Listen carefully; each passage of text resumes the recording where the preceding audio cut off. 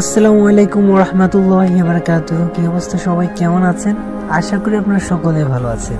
নিয়ে আসলাম আপনাদের জন্য মিথ্যা অভিযোগ গল্পের পার্ট 15। আর আপনারা তো অনেকেই জানেন আমি একটু প্রবলেমে ছিলাম, এই জন্য ভিডিও করতে পারিনি। তো আজকে শুরু করলাম।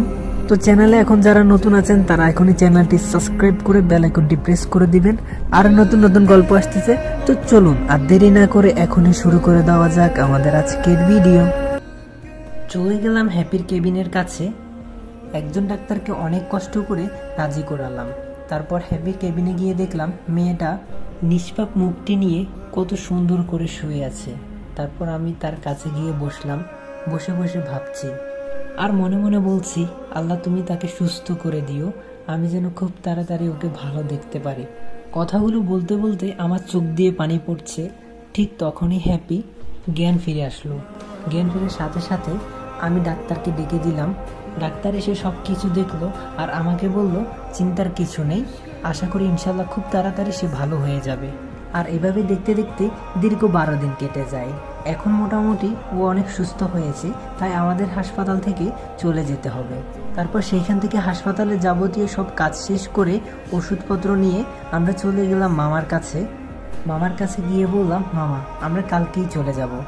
মামা তখন বলল, কেন, কি হয়েছে, আর কয়েকটা দিন থেকে তারপর যাস? আমরা বললাম, না মামা, আমরা চলে যাব, অনেক দিনই তো হলো, আর এখন হ্যাপি অনেক ভালো হয়েছে, আর আমাদের জন্য দোয়া করবেন। তারপর রাতটা সেখানে কাটালাম, কারণ সকালে আমাদের ফ্লাইট।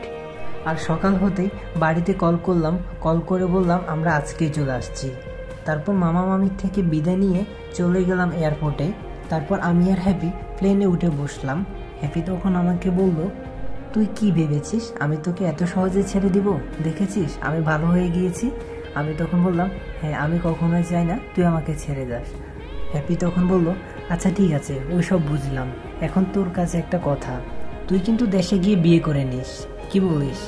আমি তখন বললাম, তুই একদম মাথা আমার খারাপ করিস না, আমার কিন্তু এসব একদম সহ্য হয় না। হ্যাপি তখন বলল, কেন, কি হয়েছে? বিয়ে তো পাগলেও চায় করতে, তুই কেন করবি না? আমি তখন বললাম, কারণ আমি তোকে ভালোবাসি, এটা কি তুই বুঝিস না? হ্যাপি তখন বলল, কি আমি বুঝি নাই? যেটা বলেছি সেটাই, ভালোবাসি, আমি খুব ভালোবাসি তোকে। হ্যাপি তখন বলল, বিয়ে করবি আমাকে? আমি তখন বললাম, হ্যাঁ অবশ্যই করব। আজকে আমরা দেশে গিয়ে আগে আমি মাকে তোর কথা বলবো। তারা দুজন তাদের সুখ দুঃখ আলাপ করছে। এদিকে মেঘলা আম্মুকে বলছে, আন্টি সাজিদ কিন্তু দেশে আসলে আমাদের বিয়ের কথা বলবে। আম্মু তখন বলল, হ্যাঁ বলবো, তুই ওসব নিয়ে চিন্তা করিস না। তারপর আস্তে আস্তে রাত হয়ে যায়। রাত তখন প্রায় 8টা। বাড়িতে আসতেই সবাই আমাদেরকে দেখে অনেক খুশি হয়েছে।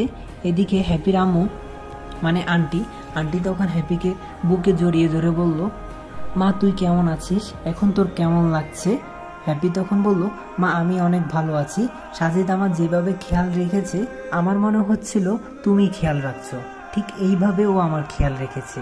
তারপর আমরা ভিতরে চলে গেলাম। ভিতরে গিয়ে মা আমাকে ডাকলো। আমি তখন মায়ের কাছে গিয়ে বললাম, কিছু বলবে মা? মা তখন বলল, তোর সাথে আমার কিছু কথা আছে। ঠিক তখনই আমিও বললাম, মা আমারও তোমার সাথে কিছু কথা আছে। আচ্ছা ঠিক আছে, তুমি আগে বলো। ঠিক তখনই মা বলে উঠল। তো গাইজ, ভিডিওটি কেমন লাগলো অবশ্যই কমেন্ট করে জানাবেন। আর যারা চ্যানেলে নতুন আছেন তারা এখনই চ্যানেলটি সাবস্ক্রাইব করে রাখুন। আর গাইজ সবাই বেশি বেশি করে লাইক এবং কমেন্ট করবেন। আর চেষ্টা করব খুব তাড়াতাড়ি গল্পগুলো দেওয়ার, কারণ নতুন গল্প আছে, তো নতুন গল্পও দিব। তো সবাই আমার জন্য দোয়া করবেন। সবার প্রতি ভালোবাসা রইল। আল্লাহ হাফেজ।